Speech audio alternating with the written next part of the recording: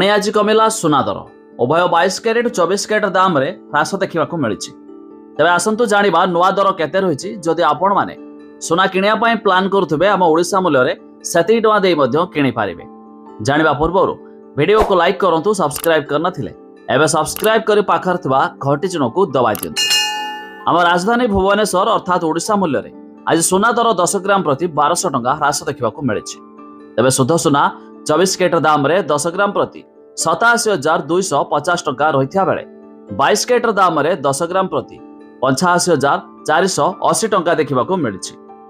सेहीपरि MCX अर्थात मुंबईर multi commodity exchange रे आज सुना दाम रे 10 ग्राम प्रति 1800 टଙ୍କା ह्रास देखा मिली। तेबे शुद्ध सुना 24 कैरेट दाम रे 10 ग्राम प्रति 87,700 टଙ୍କା रही बेले 22 कैरेट दाम रे 10 ग्राम प्रति 86,800 टଙ୍କା देखा मिली। ता छड़ा दिल्लीर सरफा बाजार रे आज सुना आंशिक मात्रा रे ह्रास घटी।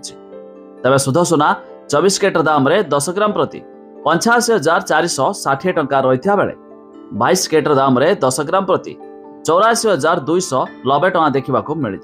आउ सेहीपरि रूपा 1 किलोग्राम पिछा 98,000 टଙ୍କା पहुंची जाइछि।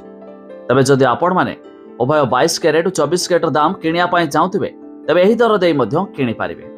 तेबे आपण माने केउ जिल्लारू वीडियो देखुछंती ता निहाती कमेंट करी जणाइबे।